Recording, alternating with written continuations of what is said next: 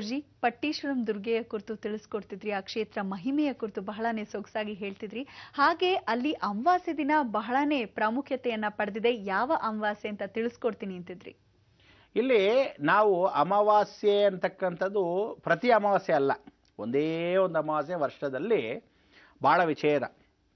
ಆ ವಿಚಾರದಲ್ಲಿ ಏನು ತಿಳ್ಕೋಬೇಕು ಅಂದರೆ, ಎಷ್ಟು ವರ್ಷಕ್ಕೊಮ್ಮೆ? ಕರೆಕ್ಟಾಗಿ 5 ವರ್ಷಕ್ಕೊಮ್ಮೆ. ಈ 5 ವರ್ಷಕ್ಕೊಮ್ಮೆ ಒಂದೇ ಒಂದು ಅಮಾವಾಸ್ಯೆ ಬರುತ್ತೆ. ಆ ಅಮಾವಾಸ್ಯೆ ದಿವಸ ನಾವೇನು ಹೇಳ್ತೀವಿ, ಕಾರ್ತಿಕ್ ಮಾಸಕ್ಕೂ ಮಾಘ ಮಾಸಕ್ಕೆ ಮಧ್ಯ ಮಳೆಗಾಲ ಹತ್ತಿರ ಬರ್ತಾ ಇದೆ ಅನ್ನೋ ಸಮಯದಲ್ಲಿ ಒಂದು ಅಮಾವಾಸ್ಯೆ. ಈ ನಕ್ಷತ್ರ ಯಾವತ್ತು ಶುಕ್ರವಾರವೇ ಬೀಳುತ್ತೋ, ಈ ನಕ್ಷತ್ರ ಯಾವತ್ತು ಶುಕ್ರವಾರ, ಪ್ರತಿ 5 ಇಯರ್ಸ್ ಒಂದ್ಸಲಿ ಆ ನಕ್ಷತ್ರ ಶುಕ್ರವಾರವೇ ಬೀಳುತ್ತೆ. ಇದು ರಹಸ್ಯವಾದ ನಕ್ಷತ್ರ, ರಹಸ್ಯವಾಗಿ ಇರ್ತಕ್ಕಂಥ ನಕ್ಷತ್ರ. ನಮಗೂ ಗೊತ್ತು, ಆದರೂ ಹೇಳಬಾರ್ದು ಅಂತ ಹೇಳುತ್ತೆ ಶಾಸ್ತ್ರ. ಯಾತಕ್ಕೆ ಹೇಳಬಾರ್ದು ಅಂದರೆ, ದುರ್ಗಾ ಯಾವ ಕಾಲಕ್ಕೂ ಹೆಣ್ಣು ಮಕ್ಕಳಿಗೆ ರಕ್ಷಣೆ ಕೊಡ್ತಾ ಇರತಕ್ಕಂಥ ಆ ರಕ್ಷಣೆ ಶುಕ್ರನಿಗೆ ಸಂಬಂಧಪಟ್ಟಿರ್ತಕ್ಕಂಥ ನಕ್ಷತ್ರ. ಅಂದರೆ ಅದನ್ನು ಮಾತ್ರ ಹೇಳ್ತೀನಿ. ವೃಷಭ ರಾಶಿನಲ್ಲೋ ತುಲಾ ರಾಶಿಯಲ್ಲೋ ಇರ್ತಕ್ಕಂಥ ನಕ್ಷತ್ರ ಇದು. ಆ 2 ನಕ್ಷತ್ರ ವೃಷಭ ರಾಶಿಯಲ್ಲೋ ತುಲಾ ರಾಶಿಗೆ ಇದ್ದ ನಕ್ಷತ್ರ ಮಾತ್ರ. ಇದು ಹೆಣ್ಣು ಮಕ್ಕಳಿಗೆ ಸಂಬಂಧಪಟ್ಟಿರ್ತಕ್ಕಂಥ ನಕ್ಷತ್ರ. ಈ ನಕ್ಷತ್ರ ಹೇಳ್ಬಿಟ್ರೆ ಏನು ಮಾಡೋದು ಗೊತ್ತಾ, ಸೈಕಲಾಜಿಕಲ್ ಎಫೆಕ್ಟ್. ಹೌದೇನೋ ಅಂದ್ಕೊಂಡ್ಬಿಡ್ತಾರೆ. 5 ಇಯರ್ಸ್ ಒನ್ಸ್ ಮಾತ್ರ ಈ ನಕ್ಷತ್ರದ ಫಲವನ್ನು ಶುಕ್ರವಾರವೇ ಬೀಳುತ್ತೆ, ಆವತ್ತು ಅಮಾವಾಸ್ಯೆ ಬೀಳುತ್ತೆ. ಕರ್ಕೊಂಡು ಹೋಗೋಕ್ಕೆ ಈಶ್ವರ ಕಳಿಸ್ಕೊಡ್ತಾನೆ ಕಾಳಭೈರವನ್ನ. ವೀರಭದ್ರ ಕೇಳ್ದ ಎಲ್ಲ ಆಗೋಯ್ತು, ಕಾಳಭೈರವ ಬರ್ತಾನೆ. ಇಲ್ಲಿ ಆ ಅಮಾವಾಸ್ಯೆ ದಿವಸ ಏನು ವಿಶೇಷ ಅಂದರೆ, ಇವನಿಗೆ ವಡೆ ಹಾರ ಹಾಕ್ತಾರೆ. ಯಾರಿಗೆ? ಕಾಳಭೈರವನಿಗೆ. ಇವತ್ತಿಗೂ ಪೂಜೆಯ ಸತ್ಯ ನಡೀತಕ್ಕಂಥದ್ದು. ಸುಮಾರು 5 ರಿಂದ 10 ಲಕ್ಷದವರೆಗೂ ಭಾಳ ಜನಗಳು ಬರ್ತಾರೆ. ಒಂದೊಂದು ಸಲ ಹೇಳಕ್ಕೆ ಆಗಲ್ಲ, ಒಂದು 15 ಲಕ್ಷ ಜನ ಇರ್ತಾರೆ. ನಾವು ಒಂದು ಸಲ ಹೋದಾಗ ಮಾತ್ರ ನೋಡಿದ್ವಿ, ಸುಮಾರು ಒಂದು 13-14 ಲಕ್ಷ ಜನ ಇದ್ದರು. ಏನು ಅಂದರೆ ಊರೂರೇ ಕಾಲಿನೇ ಆಗಲ್ಲ ಅಂತೆ, ಕಾಲಿಡಕ್ಕೆ ಜಾಗ ಇರಲಿಲ್ಲ.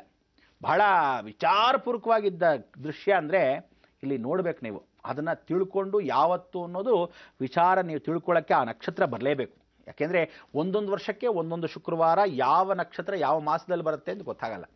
ಅದನ್ನು ಆ ದಿವಸದಲ್ಲಿ ಅಕಸ್ಮಾತ್ ಮುಂದಿನ ವರ್ಷ ಬರುತ್ತೆ ಅಂದರೆ ನೋಡಿ, ಕರೆಕ್ಟಾಗಿ ನಮಗೆ ಗೊತ್ತಿಲ್ಲ. ಪ್ರಳಯ ಕಾಲಕ್ಕೆ ಸಮೇತ ಅಂಥೇಳಿ 2012ಕ್ಕೆ ಆ ನಕ್ಷತ್ರ ಬೀಳುತ್ತೆ, ಆ ಶುಕ್ರವಾರ. ಕರೆಕ್ಟಾಗಿ ನಿಮಗೂ ಅದಕ್ಕೆ ತಿಳ್ಕೊಂಡು ನಿಮಗೆ ಆ ಮುಹೂರ್ತ ಕೊಡ್ತೀನಿ. ಆ ದಿನ ಹೋಗಿ ಖಂಡಿತ ನೀವು ನೋಡಿ. ಯಾಕೆಂದರೆ ನಾವು ಎಷ್ಟೋ ವರ್ಷಕ್ಕೊಂದ್ಸಲಿ ನೋಡಿದ್ದು, ಅದಾದಮೇಲೆ ನಿಮಗೂ ಆ ವಿಚಾರವನ್ನು ತಿಳಿಸೋಕ್ಕೆ ನೀವೇ ಹೋಗಿ ಸ್ವತಃ ನೋಡಿ.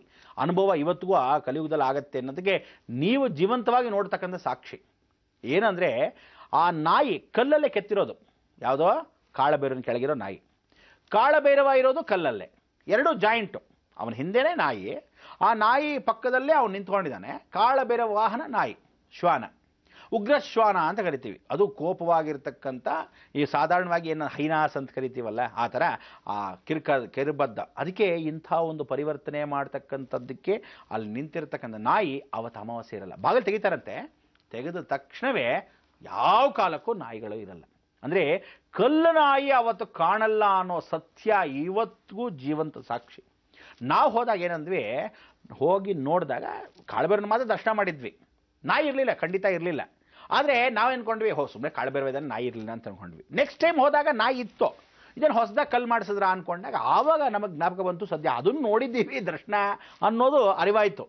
ಆದರೆ ಅದೇ ದಿವಸ ಅನ್ನೋದು ಜ್ಞಾಪಕ ಇಟ್ಕೊಳ್ಳೋಕ್ಕೆ ನಮಗೆ ಗೊತ್ತಿರಲಿಲ್ಲ. ಏನು ಇಷ್ಟು ಜನ ಸಮೂಹ ಅಂತ ಹೋಗಿದಾಗ ಅದನ್ನು ನೋಡಿದಾಗ ಇದು ಸತ್ಯವಾಗಿ ಎಂಥ ಒಂದು ದೈವ ಸಾನ್ನಿಧ್ಯ. ಅಂದರೆ ಎಷ್ಟು ಜನ್ಮ ಪುಣ್ಯ ಮಾಡಿದರೆ ಆ ದರ್ಶನವನ್ನು ಎಲ್ಲರೂ ಪಡೆದಿದ್ದಾರೆ, ಭಾಳ ಜನ ಪಡೆದಿದ್ರು. ನಾವುಗಳು ಹೋದಾಗ MS ವಿಶ್ವನಾಥನ್ನು, ಭಾಳ ದೊಡ್ಡವರು ಗಣ್ಯವಾಗಿರ್ತಕ್ಕಂಥ ಸಂಗೀತ ವಿದ್ವಾಂಸರು, TN ಶೇಷನ್ ಆಗಲಿ, MS ಸುಬ್ಬಲಕ್ಷ್ಮಿ ಆಗಲಿ, R ವೆಂಕಟರಾಮನ್ ಆಗಲಿ, ಇವರೆಲ್ಲ ಕಾಲವಾಗಿದ್ದವರು ಸಹ ಭಾಳ ಜನ ಬಂದಿರತಕ್ಕಂಥ ವಿಚಾರಗಳು. ಎಲ್ಲ ಮಠಾಧೀಶ್ವರ ಸ್ವಾಮಿಗಳು ಕೂಡ ಈ ಕ್ಷೇತ್ರಕ್ಕೆ ಬಂದು ಆ ದರ್ಶನವನ್ನು ಮಾಡ್ತಾರೆ. ಆ ಸಮಯದಲ್ಲಿ ಯಾರೂ ಎಲ್ಲ ಕಾಲದಲ್ಲೂ ಅಧಿಕಾರಿಗಳಾಗಿ ಬರಲ್ಲ, ಎಲ್ಲ ತಲೆಬಾಗಿ ಎಂಥ ರಾಜಕೀಯ ವ್ಯಕ್ತಿಗಳು, ಗಣ್ಯ ರಾಜಕೀಯ ವ್ಯಕ್ತಿಗಳು ಕೂಡ ಆರ್ಡಿನರಿಯಾಗಿ ಬಂದುಬಿಟ್ಟು ಭಗವಂತ, ಅಯ್ಯೋ ಭಗವಂತ ಅಂತ ನಮಸ್ಕಾರ ಮಾಡ್ತಾರೆ. ದೈವ ಭಕ್ತಿ ಅನ್ನೋದು ಆ ನಾಡಲ್ಲಿ ಕಲ್ತ್ಕೋಬೇಕು ನಾವು. ಆ ಕೆಲವು ನಾಡಲ್ಲಿ ಆ ಭಕ್ತಿ, ನಮ್ಮ ಉತ್ತರ ಕರ್ನಾಟಕದಲ್ಲಿ ಮುಗ್ಧತೆ, ಆ ಭಕ್ತಿ ಭಾಳ ಜನರಿದೆ. ಬೆಂಗಳೂರು, ಈ ಸುತ್ತಮುತ್ತಲು ಮೈಸೂರು, ಈ ಮಂಗಳೂರು, ಈ ಕಡೆಯಲ್ಲ ಏನಾಗ್ಬಿಟ್ಟಿದೆ, ನಿಜವಾಗ್ಲೂ ಕಾಸ್ಮೋಪಾಲಿಟನ್ ಸಿಟಿ ಆಗ್ಬಿಟ್ಟಿದೆ. ಕೆಲವ್ರಿಗೆ ನಂಬಿಕೆ ಇದೆ, ಕೆಲವರು ಅಯ್ಯೋ ಬಿಡಿ ಅದು ಬಂದಾಗ ನೋಡ್ಕೊಳ್ಳೋಣ ಅನ್ನೋದು ಒಂದು ದುರಹಂಕಾರಗಳು ಭಾಳ ಜನ ಇದೆ. ಆದರೆ ಆ ಕಡೆ ಇರೋ ಮುಗ್ಧ ಜನಗಳು ಕರ್ನಾಟಕದಲ್ಲಿ, ಉತ್ತರ ಕರ್ನಾಟಕದವ್ರು ನಿಜವಾಗ್ಲೂ ಹೇಳ್ತೀನಿ, ಏನು ದೈವ ನಂಬಿಕೆ ಅಂದರೆ, ಯಾವುದೇ ಒಂದು ಗಾಡಿ, ಯಾವುದೇ ಒಂದು ಸನ್ಯಾಸಿ, ಯಾವುದೇ ಒಂದು ಸ್ವಾಮಿಗಳ ಕಡೆ ಹೋದಾಗ ನಿಜವಾಗ್ಲೂ ಚಿಕ್ಕ ಮಟ್ಟಗಿರ್ತಕ್ಕಂಥ ಜನಗಳು ಕೂಡ ಆ ಪಾದರಕ್ಷಣೆ ಬಿಟ್ಟುಬಿಟ್ಟು ತಲೆ ಮೇಲೆ ಅಕಸ್ಮಾತ್ ಸೌದೆ ಎತ್ಕೊಂಡು ಹೋಗ್ತಾರೆ ಅಂತ ಇಟ್ಕೊಳ್ಳಿ, ತೆಗೆದು ಬಿಸಾಕ್ಬಿಟ್ಟು ಹೇಗೆ ನಮಸ್ಕಾರ ಕೈ ಜೋಡಿಸಿ ನಿಂತ್ಕೊತಾರೆ. ಇದು ನಿಜವಾದ ಒಂದು ಭಕ್ತಿ ಅನ್ನೋದು, ಮುಗ್ಧತೆ ಅನ್ಕೋಬಾರ್ದು, ಅವರಲ್ಲಿ ಆ ದೈವ ಭಕ್ತಿ ಅನ್ನೋದು ಹುಟ್ಟತಾನೇ ಬಂದ್ಬಿಟ್ಟಿದೆಯಾ ಅನ್ನೋ ಸಂಸ್ಕಾರ. ಈ ರೀತಿ ದೊಡ್ಡ ದೊಡ್ಡ ಜನಗಳು ಆ ನಮಸ್ಕಾರ ಮಾಡಿದ್ದು ನಾನು ಅವತ್ತೇ ನೋಡಿದ್ದು. ಎಂಥ ರಾಷ್ಟ್ರಪತಿಗಳಾಗಲಿ, ಆರ್ ವೆಂಕಟರಾಮನ್ ಅವಾಗ ಪ್ರೆಸಿಡೆಂಟ್ ಆಗಿದ್ದರು, ಆ ಸಮಯದಲ್ಲಿ ಅವರು ಬಂದು ಆ ದರ್ಶನವನ್ನು ಮಾಡೋ ಸಮಯಕ್ಕೆ ಏನು ರಶ್ ಅಂತೀರ. ನಾಯಿ ನಿಜವಾಗ್ಲೂ ಇರಲಿಲ್ಲ ಆ ಕಲ್ಲಲ್ಲಿ. ಆವತ್ತು ವಡಮಾಲೆ ಹಾರ ಹಾಕಿ ನಮಸ್ಕಾರ ಮಾಡಿ ಆ ಕ್ಷೇತ್ರದ ಮಹಿಮೆ ಅಷ್ಟು ಇಷ್ಟಲ್ಲ. ಇಲ್ಲಿ ಯಾರು ಕಾಳಬೇರವನ್ನು ಶತ್ರು ಸಂಹಾರ ಮಾಡಬೇಕು ಅಂತ, ಫಾರ್ ಎಕ್ಸಾಂಪಲು ನಿಮಗೆ ಯಾರಾದರೂ ಶತ್ರು ಧ್ವಂಸ ಮಾಡಬೇಕು ಅಂತಿರುತ್ತೆ ಅಂದರೆ ಸುಮ್ಮನೆ ಶತ್ರು ಧ್ವಂಸ ಮಾಡಬಾರ್ದು. ದೇವರೇ ನೀನು ನೋಡ್ಕೊಳಪ್ಪ ಅಂತ ಬಿಟ್ಬಿಡ್ಬೇಕು. ಎಲ್ಲರೂ ನಾವುಗಳು ಅವ್ನು ಹೇಳ್ತಾನೆ ಇವ್ನು ನಾವು ಮಾಡ್ತೀವಿ ಅಂದರೆ ಅವನಿಗೂ ನಮ್ಗೆ ಏನಿರುತ್ತೆ ವ್ಯತ್ಯಾಸ ಅಲ್ವಾ. ಇವನು ಎತ್ಕೊಂಡು ಹೊಡೆದಾಂದಾಕ್ಷಣಕ್ಕೆ ಸೆಗಣಿ ಮೇಲೆ ನಾವು ತುಂಬ ಕಲ್ಲು ಎತ್ತಾಕಿದ್ರೆ ಏನಾಗುತ್ತೆ, ನಮಗೆ ಆಗಿರುತ್ತೆ, ದೂರ ಇಡಬೇಕು. ಅಯ್ಯೋ ಸೆಗಣಿಯಪ್ಪ ಅಂತ ದೂರ ಇಟ್ಬಿಡ್ಬೇಕು. ಆ ಲೆವೆಲ್ಗೆ ಇದ್ದಾಗ ನಮ್ಮ ನಿಜವಾದ ಜೀವನ ಸಾಕ್ಷಿ ಪರಿವರ್ತನೆ. ಆ ರೀತಿ ಕಾಳಬೇರನ್ನು ಸ್ಮರಣೆ ಮಾಡ್ಕೊಳ್ಳೋಕ್ಕೆ ಬಹಳ ಜನ ಶತ್ರುಕಾಟ ಅಂದರೆ ನಿಜವಾಗ್ಲೂ ನೆಂಟರಲ್ಲಿ ಬಹಳ ಜನ ಇರ್ತಾರೆ. ಅಯ್ಯೋ 24 ಗಂಟೆ ಹೊಟ್ಟೆ ಕಿಚ್ಚಿಬಿಡೋದು, ಬೇಕು ಅಂತ ಏನೋ ಮಾಡಿಸೋದು ಮಟ್ಟೋದು. ಎಷ್ಟೋ ಜನಕ್ಕೆ ಬಿಸ್ನೆಸ್ನ ಹಾಳು ಮಾಡೋಕ್ಕೋಸ್ಕರನೇ ಬೇರೆಯವರಿಗೆ ಬೆಂಕಿ ಹಚ್ಚಿಬಿಟ್ಟು ಇವನು ಬಿಸ್ನೆಸ್ ಕೊಡಬೇಡ ಅಂತ ಹೇಳೋರು. ಇದೆಲ್ಲ ನಿಜವಾದ ಶತ್ರುಕಾಟ. ಕೆಲವ್ರಿಗೆ ಆಫೀಸಲ್ಲಿ ಇರ್ತಾರೆ ಕಲೀಗ್ಸು, ಎಷ್ಟು ಹೇಳಿದ್ರು ಸೇರಲ್ಲ, ಅವನೇ ಶತ್ರುತ್ವ, ಇವನ್ನ ಡೌನ್ ತಳ್ತಾನೇ ಇರೋದು, ಬೇಕು ಅಂತ ಸೈಡ್ ಲೈನ್ ಮಾಡಿ ಇಟ್ಬಿಟ್ಟು ಬಿಸಾಕ್ಬಿಟ್ಟು ಹಾಗೇ ತಳ್ಳಿ ಬಿಸಾಕ್ಬಿಡೋದು. ಇವನ್ನ ಆ ಥರ ಭಾಳ ಪ್ರಾಮಿನೆನ್ಸ್ ಕೊಡ್ತಕ್ಕಂಥವ್ರು, ಇನ್ಫ್ಲೂಯೆನ್ಸ್ ಬೇಕು ಭಾಳಷ್ಟು ಮಾಡೋರು, ಈ ಥರ ಶತ್ರುತ್ವ ಭಾಳ ಒಳದ್ವೇಷದಲ್ಲೇ ಇಟ್ಕೊಂಡ್ಬಿಟ್ಟಿರ್ತಕ್ಕಂಥ ಶತ್ರುಗಳಿರ್ತಾರೆ. ಇಂಥವ್ರನ್ನ ಧ್ವಂಸ ಮಾಡಬೇಕಾ, ಈ ಕಾಳಬೇರನ್ನು ಹಿಡ್ಕೋಬೇಕು. ನೀವು ಭದ್ರವಾಗಿ ಹಿಡ್ಕೊಳ್ಳಿ ಕಾಳಬೇರವನ್ನು. ಏನು ಹೇಳಬೇಕು, ಅಭಿಷೇಕ ಮಾಡಿಸ್ತೀನಪ್ಪ, ವಡೆ ಹಾರ ಹಾಕ್ತೀನಿ, ಇಷ್ಟೇ ನೀವು ಕೇಳ್ಕೋಬೇಕಾದ್ದು.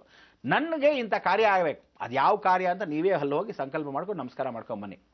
ನೀವು ವಾಪಸ್ ಬಂದು 8 ದಿವಸದಲ್ಲಿ ನಿಮ್ಮ ಕಾರ್ಯ ಹೆಂಗಾಗಿರುತ್ತೆ ಅಂದರೆ 8 ಡೇಸ್ ಓನ್ಲಿ, ಜಾಸ್ತಿ ಏನು ಬೇಕಾಗಿಲ್ಲ, 8 ದಿವಸ ಅಷ್ಟು ಕಾರ್ಯ ಆಗಿರುತ್ತೆ. ಅವನು ವಡೆ ಹಾರ ನೀವು ಹೋಗಿ ವಾಪಸ್ ಹಾಕದೇ ಇದ್ದರೆ ತಗೊಂಡು ಬಾರಿಸ್ತಾನೆ. ಹುಷಾರ. ಆಮೇಲೆ ಹೇಳಿದ್ದೀನಿ, ನೀವು ಆ ಕಾರ್ಯವನ್ನು ಅವನು ಮಾಡಿಕೊಡುವ ತಕ್ಷಣಕ್ಕೆ 8 ದಿವಸದಲ್ಲಿ ಅವ್ನು ಮಾಡ್ಕೊಡ್ತಾನೆ ಭಗವಂತ. ಎತ್ತಾಯ್ತಾ. ನೀವು ತಿರುಗಿ ಹೋಗಿ ನಾನು ಅಭಿಷೇಕ ಮಾಡಿದೆ, ನಂಗೆ ಟೈಮ್ ಇಲ್ಲ, ನನ್ನ ಹೆಂಡತಿ ಹೋಗಿ ಮಾಡಿಸ್ಕೊಂಬರಲಿ, ಇದನ್ನೇನಾದರೂ ಮಾಡ್ಕೊಂಬಿಟ್ರೆ ಅಷ್ಟೇ ಹೇಳಿದ್ದೀನಿ ಮತ್ತೆ. ಆದ್ದರಿಂದ ನೀವೇ ಅನುಭವಿಸ್ಬೇಕಾಗತ್ತೆ. ಇದಕ್ಕೆಲ್ಲ ಪರಿಹಾರ ಪರಿವರ್ತನೆ. ಇಂಥ ಒಂದು 72 ದೇವಸ್ಥಾನ ಅಂದರೆ ಆ 72 ಎಕರೆಯಲ್ಲಿರ್ತಕ್ಕಂಥ ದೇವಸ್ಥಾನದಲ್ಲಿ 18 ಗೋಪುರಗಳು ಅಂದರೆ ಎಷ್ಟು ಚೆನ್ನಾಗಿದೆ ಗೊತ್ತಾ, ಸುಂದರವಾಗಿರ್ತಕ್ಕಂಥ ದೇವಸ್ಥಾನ.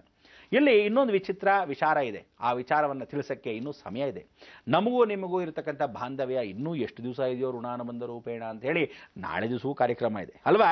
ಅದಕ್ಕೆ ಒಂದು ಸಣ್ಣದಾಗಿರ್ತಕ್ಕಂಥ ವಿರಾಮ ತೊಗೊಳಕ್ಕಾಗೋದಿಲ್ಲ, ಎಲ್ಲ ಕಾರ್ಯ ಮುಗಿದೋಯ್ತು, ಖಾಲಿ ಇವತ್ತಿನ ದಿವಸ ಕೋಟ. ಅದಕ್ಕೆ ನಾವು ಯಾವಾಗ ಸೇರಲೇಬೇಕು. ಆದರೆ ಅವಕಾಶವನ್ನು ಮಾಡಿಕೊಡ್ತಕ್ಕಂಥ ಮಂಗಳವನ್ನು ಹಾಡೋ ಸಮಯ ಬಂದುಬಿಡ್ತು. ನೀವು ಮಂಗಳವನ್ನು ಹಾಡೋಣ. ನಾಳೆ ವಿಚಾರಗಳು ಸಾಕಷ್ಟು ತಿಳ್ಕೊಳ್ಳೋಣ. ಜೀವನ ಪರ್ಯಂತ ಇರತಕ್ಕಂಥ ನಮ್ಮ ರಕ್ಷಣೆಗಳನ್ನು ಭಗವಂತ ಮಾಡ್ತಾ ಇರಲಿ. ಯಾವತ್ತೂ ಆರಕ್ಷಣಾ ಸ್ವರೂಪದಲ್ಲಿರ್ತಕ್ಕಂಥ ಭಗವಂತ ನಮ್ಮ ಜೀವನದಲ್ಲಿ ಎಲ್ರಿಗೂ ದೈವಭಕ್ತಿ ಉಳ್ಳವರಾಗಿ, ಯಾವತ್ತು ಪ್ರೀತಿ ಪ್ರೇಮ ವಿಶ್ವಾಸ ಅನ್ನೋದನ್ನು ಅರ್ಥ ಮಾಡಿಕೊಂಡು ಅದನ್ನು ಮುಂದುವರಿಸಿ ಜೀವನ ಪರ್ಯಂತ ಎಲ್ರಿಗೂ ಲೋಕವೆಲ್ಲ ಸುಭಿಕ್ಷವಾಗಿರಲಿ ಅಂತ ಪ್ರಾರ್ಥನೆ ಮಾಡ್ಕೊಳ್ಳೋಣ. ಲೋಕ ಸಮಸ್ತ ಸುಖಿನೋ ಭವಂತು, ಸನ್ಮಂಗಳಾನಿ ಭವಂತು. ಗುರುಜಿ, ನಿಜವಾಗ್ಲೂ ಎಂತಹ ಅಚ್ಚರಿಯ ಸಂಗತಿಯನ್ನ ಹೇಳಿದ್ರಿ. ನಿಜವಾಗ್ಲೂ ಭಗವಂತ ನಾನಿದ್ದೀನಿ ಅಂತ ಈ ಮೂಲಕ ನಿರೂಪಿಸ್ತಾನೆ. ಪಟ್ಟೀಶ್ವರಂ ದುರ್ಗಾ ಕ್ಷೇತ್ರದ ಕುರಿತು ಸಾಕಷ್ಟು ವಿಚಾರಗಳನ್ನ ತಿಳಿಸಿದ್ದೀರಾ, ಮುಂದೆಯೂ ಕೂಡ ತಿಳಿಸ್ತೀನಿ ಅಂತ ಹೇಳಿದ್ದೀರಾ. ನಮ್ಮ ಈ ಕಾರ್ಯಕ್ರಮಕ್ಕೆ ಆಗಮಿಸಿ ಇಷ್ಟೆಲ್ಲ ಮಾಹಿತಿಯನ್ನ ನಮ್ಮ ಸಮಸ್ತ ವೀಕ್ಷಕರಿಗೆ ನೀಡಿದ್ದಕ್ಕಾಗಿ ಧನ್ಯವಾದಗಳು ಗುರುಜಿ. ಸರಿ ವೀಕ್ಷಕರೇ, ಮತ್ತೆ ನಾಳೆ ಸರಿಯಾಗಿ ಎಷ್ಟೊತ್ತಿಗೆ ತಿಳಿದೇ ಇದೆ ಅಲ್ವಾ, ಸರಿಯಾಗಿ 9 ಗಂಟೆಗೆ ಬೃಹತ್ ಬ್ರಹ್ಮಾಂಡ ಕಾರ್ಯಕ್ರಮದಲ್ಲಿ ನಿಮ್ಮ ಭೇಟಿ. ಹೋಗ್ಬರೋದಾ? ನಮಸ್ಕಾರ.